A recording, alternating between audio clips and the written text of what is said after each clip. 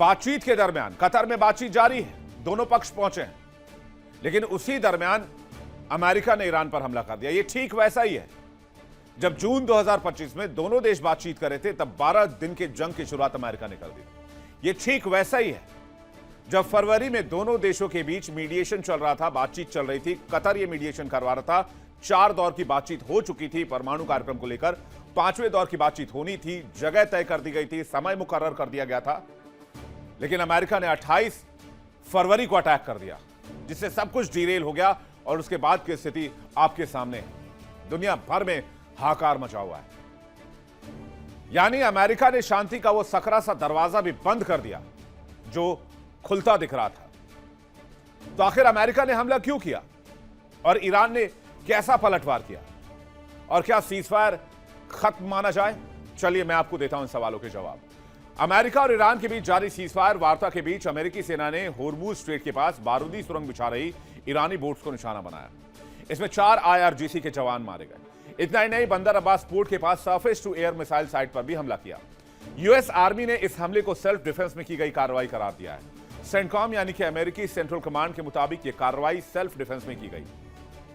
CENTCOM के प्रवक्ता Timothy हॉकन्स ने कहा है कि अमेरिकी सैनिकों और युद्धपोतों के खतरे से को देखते हुए ये हमले किए गए। यूएस आर्मी का आरोप है कि बारूदी सुरंगें बिछाने से अंतर्राष्ट्रीय जहाजों और अमेरिकी युद्धपोतों को खतरा हो सकता था। ईरान पर इस ताजा हमले के बाद हॉकिंस का कहना है कि सीजफायर के दौरान अमेरिका संयम बरत रहा है, लेकिन ईरान इस समय का गलत फायदा उठा रहा है, वो सी माइंस लगा रहा है। लेकिन क्या यह बात सच नहीं है कि एक तरफ बात और दूसरी तरफ आघात? यही कैरेक्टर है यूएस का। आइए देखते हैं। सीजफायर की बात के बीच यूएस का भड़काऊ एक्शन सामने आया है।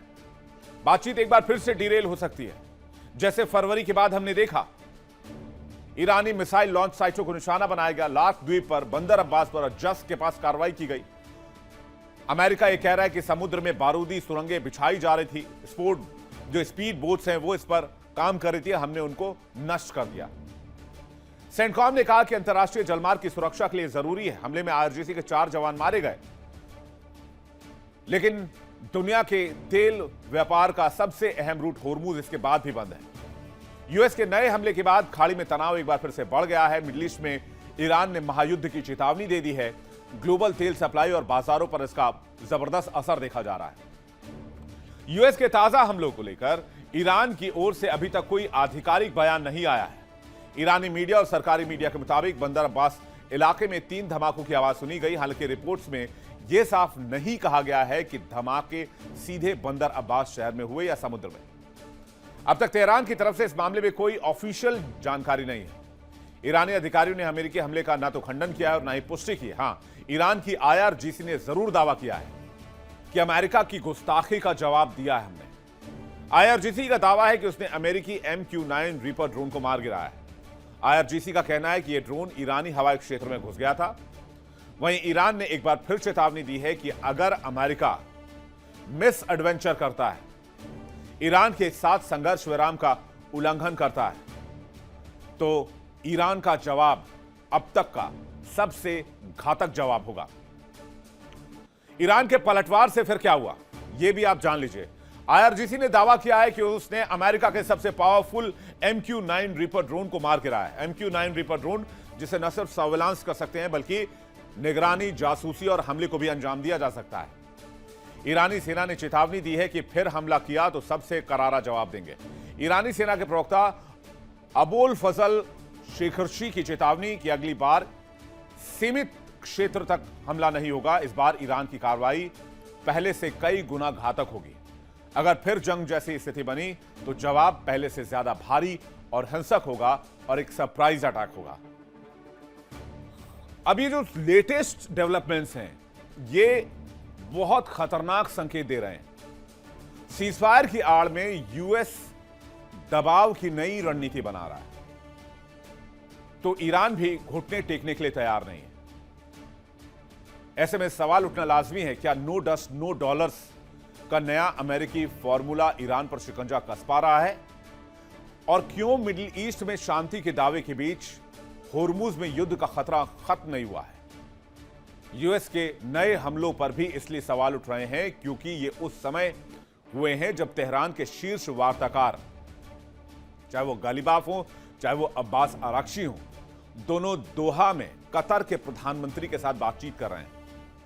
और ये बातचीत अमेरिका और इजराइल के साथ 3 महीने पुरानी जंग को खत्म करने के संभावित समझौते को लेकर हो रही है। इधर नए अमेरिकी हमलों के कुछ घंटों के बाद अमेरिकी राष्ट्रपति डोनाल्ड ट्रंप ने सोशल मीडिया पोस्ट में कहा कि उन्हें उम्मीद है कि ईरान अपना समृद्ध यूरेनियम अमेरिका को सौंप देगा ताकि उसे नष्ट किया जा सके। उन्होंने यह भी कहा कि इसे ईरान में ही अंतर्राष्ट्रीय गवाहों की मौजूदगी में भी नष्ट किया जा सकता है अगर ईरान अपॉर्चुनिटी दे, मौका दे, इस बात पर राजी हो जाए। यानी घूम फिर कर बात फिर से वहीं पर आ गई है, न्यूक्लियर प्रोग्राम पर। जबकि ईरान बार बार यह कह रहा है कि उसने कभी परमाणु हथियार बनाने की मंशा नहीं दिखाई। तो होर्मुज पर नए हमले के बाद ट्रंप का बड़ा बयान सामने आया है। यूरेनियम पर ईरान को 2 टूक चेतावनी दी है। ईरान कह रहा है हम अपना एनरिच यूरेनियम रशिया या चाइना को दे सकते हैं, लेकिन अमेरिका कह रहा है कि एनरिच यूरेनियम या तो अमेरिका में नष्ट होगा या फिर ईरान में ही नष्ट करेंगे अमेरिकी अधिकारियों के सामने। बंदरास हमलों के बाद बड़ा बयान सामने आया। ट्रंप ने ट्रुथ सोशल पर पोस्ट किया, अमेरिका को यूरेनियम सौंपने की उम्मीद जताई। अंतर्राष्ट्रीय गवाहों की मौजूदगी में नष्ट करने का सुझाव। ट्रंप ने परमाणु खतरे को लेकर चिंता जताई। ईरान के परमाणु कार्यक्रम पर फिर से विवाद बढ़ा है। अमेरिका ईरान तनाव के बीच कड़ा संदेश। कितनी मात्रा में यूरेनियम है ट्रंप ने नहीं बताया। मिडिल ईस्ट में बढ़ते तनाव पर पूरी दुनिया की नजर है। एक और रिपोर्ट आ रही है, मैं आपको बताता हूं। न्यूज एजेंसी शिन्हुआ के मुताबिक अंतर्राष्ट्रीय परमाणु ऊर्जा एजेंसी पहले भी अलग अलग निरीक्षण व्यवस्थाओं के तहत ईरान की परमाणु गतिविधियों की निगरानी करती रही है।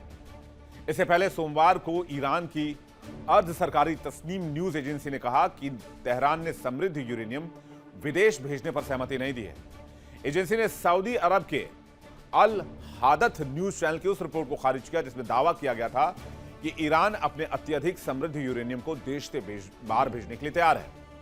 तस्नीम ने कहा कि तेहरान और वॉशिंगटन के बीच संभावित समझौता ज्ञापन यानी कि MOU के बारे में जो रिपोर्ट सामने आ रही है वो ठीक नहीं है, वो फैक्चुअल गलत है।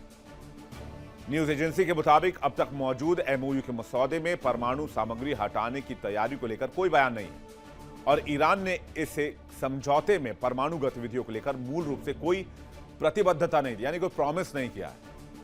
इससे पहले वॉशिंगटन पोस्ट ने एक ईरानी अधिकारी के हवाले से यह जानकारी दी थी कि संभावित समझौते के पहले चरण में अमेरिका ईरान की $12 अरब की फ्रीज की हुई संपत्तियों को रिलीज करेगा।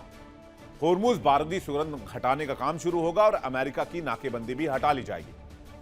हालांकि ईरानी अधिकारी के मुताबिक इस समझौते में परमाणु कार्यक्रम को लेकर कोई जिक्र ही नहीं है, जबकि अमेरिका यह चाहता है कि जो भी समझौता होगा उसमें नंबर 1 एजेंडा जो सबसे टॉप पर होगा वो ईरान का परमाणु कार्यक्रम होगा। देखिए इंडिया डेली 24/7 अब आपके स्मार्ट टीवी पर। इंडिया डेली मौजूद है सभी डिजिटल प्लेटफॉर्म पर लाइव और लगातार। इंडिया डेली 24/7 हर दिन राष्ट्र को समर्पित।